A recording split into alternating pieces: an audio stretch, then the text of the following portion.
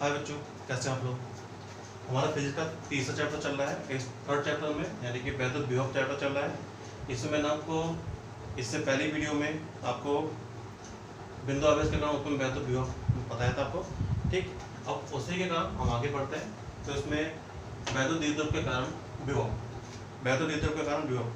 ठीक है, वैद्युत द्विध्रुव मैंने आपको फर्स्ट चैप्टर में आपको बताया था कि वैद्युत द्विध्रुव किससे कहते हैं कि समान परिणाम और विपरीत प्रकृति के आवेश एक दूसरे से अल्पतम दूरी पर रखे होते हैं तो बनने वाले निकाय को हम वैद्युत द्विध्रुव कहते हैं। ठीक है, तो अब वैद्युत द्विध्रुव के कारण हमें विभव ज्ञात करना है। तो सेम वही दो स्थिति है, अक्षीय स्थिति, निरीक्षीय स्थिति। तो हम पहले ज्ञात करते हैं अक्षीय स्थिति पर। ठीक, माना एक वैद्युत द्विध्रुव ए बी है जिसके ए सिरे पर माइनस क्यू और बी सिरे पर प्लस क्यू आवेश है और इनके बीच की दूरी 12 है।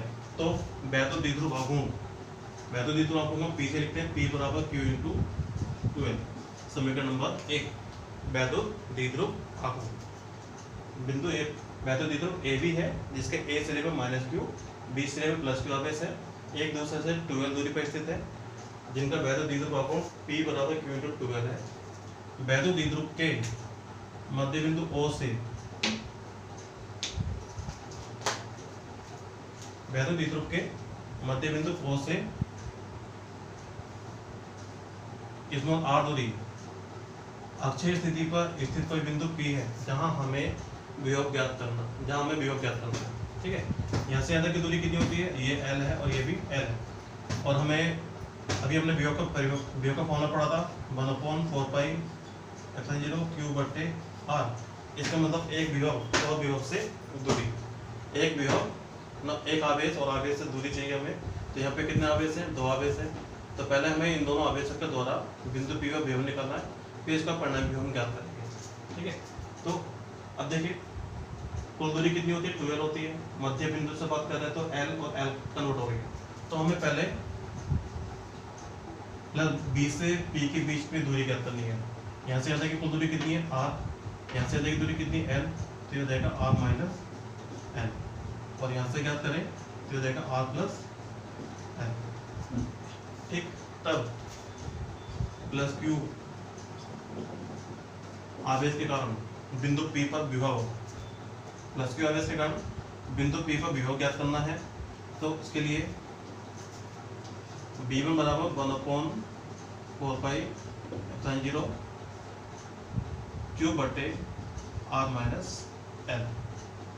ठीक है, और माइनस Q आवेश के कारण विभव निकालना है। तो B2 बराबर 1/4 पाई एप्सिलॉन 0 Q बटे R प्लस L। अब यहाँ पे आवेश क्या आएगा, माइनस आएगा, क्योंकि यह विभव एक अदिश राशि होती है तो ये उसके परिणाम को साथ साथ उसकी प्रकृति को भी व्यक्त करता है। तो प्लस Q आवेश के साथ प्लस Q आवेश आएगा और माइनस Q के साथ माइनस Q आएगा।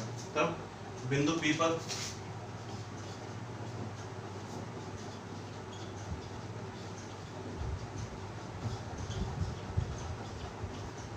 बिंदु P पर परिणाम विभव निकालें तो V बराबर B1 प्लस B2। ठीक, लेकिन दोनों की वैल्यू पुट करते हैं तो 1/4 पाई एप्सिलॉन 0 Q बटे R माइनस L। ये माइनस है तो माइनस आ जाएगा 1/4 पाई एप्सिलॉन 0 Q बटे R प्लस L। दोनों को सोल्व करते हैं।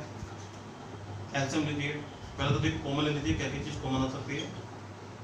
1/4 पाई एप्सिलॉन 0 Q कॉमन ले लिया, R माइनस L और माइनस 1/R प्लस L। ठीक है, अब इनको सोल्व करते हैं।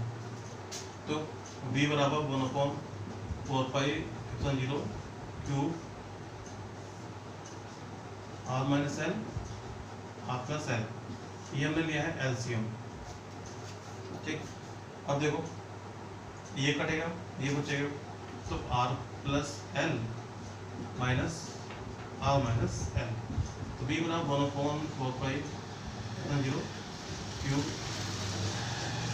R plus L minus R plus L बटे R का माइनस L स्क्वायर, क्योंकि A minus B A plus B वाली फॉर्मूला भी यूज करते हैं तो उसके हिसाब से इसको हम R का माइनस L स्क्वायर लिख सकते हैं। अब देखिए यहाँ पे R से R कैंसिल हो गया तो v बराबर 1/4π/0 q इंटू 12। एक एल ये था, एक एल ये था, दो गए। तो इसको r square minus L square, इसमें क्या लिख सकते हैं, p लिख सकते हैं, वैल्यू लिख दो आपको। तो v बराबर 1/4π/0 p बटे r square minus L square. ठीक है। अब यदि L लेस देन R, यानी L का जो मान है R के मुकाबले बहुत ही ज़्यादा छोटा है, तो हम L स्क्वायर का मान 0 लेके चलते हैं। तब V बराबर 1/4π/0 P बटे R स्क्वायर माइनस 0। विभव आ जाएगा हमारा V बराबर 1/4π/0 P बटे R स्क्वायर। ठीक है, ये वाला आता है अक्षय स्थिति पर विभव, अक्षय स्थिति पर विभव। ठीक, बहुत इजी है, कोई टफ नहीं है। मैंने आपको जो फर्स्ट चैप्टर में अक्षीय और निरीक्षण स्थिति पर तीव्रता ज्ञात करना बताया था, सेम उसी तरह से यहाँ पे अक्षीय और निरीक्षण स्थिति पर विभव आते हैं। दोनों टॉपिक हल्का बिल्कुल सिमिलरिटी है, हल्की चेंजिंग आती है, तो दोनों को ढंग से देखेगा।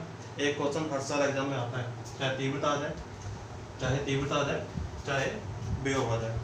ठीक है, तो ये आपका क्या है, अक्षीय स्थिति पर विभव। अब इसके सेकंड टॉपिक की बात करते हैं, निरीक्षण स्थिति पर विभव। ठीक,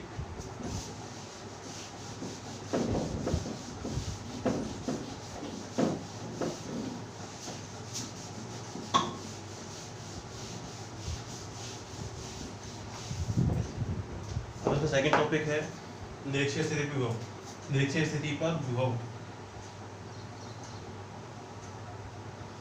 माना एक वैद्युत द्विध्रुव ए बी है, ए बी, ए पे माइनस क्यू, बी पे प्लस क्यू आवेश है, और इनके बीच की दूरी कितनी है, 2 है। तो वैद्युत द्विध्रुव आपको P बराबर Q इंटू 12, समीकरण नंबर 1। ठीक है, वैद्युत द्विध्रुव के मध्य बिंदु O से स्मॉल r दूरी निरीक्षण स्थिति पर, स्मॉल r दूरी निरीक्षण स्थिति पर स्थित कोई बिंदु P है जहां हमें विभव ज्ञात करना है। ठीक है, और विभव ज्ञात करना है तो हमें आवेश से उस पॉइंट की दूरी ज्ञात करनी होती है कि जहाँ पे विभव ज्ञात करना है। तो हम क्या करते हैं, इस आवेश को मिला देते हैं, ऐसे इसको मिला देते हैं। ठीक, दोनों को मिला दिया। अभी देखिए, ये दूरी 2L थी, ये कितनी हो गई L, और ये L, ये कितनी दूरी है, R है, ये कितनी हो जाएगी, फायदा को फिर में लगाइए, R square plus L square, ऐसे ये भी R square plus L square. ठीक है, तब प्लस Q आवेश के कारण,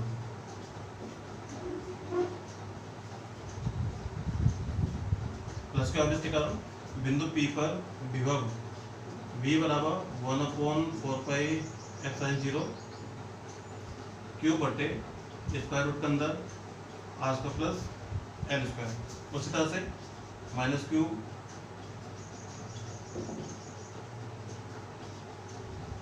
आवेश के कारण बिंदु P पर विभव V2 बराबर 1/4π/0 माइनस Q बटे स्क्वायर रूट के अंदर R square plus L square. ठीक है, अब दोनों को ऐड कर दीजिए, फिर बिंदु P पर परिणामी विभव कितना हो जाएगा। तो बिंदु P पर परिणामी विभव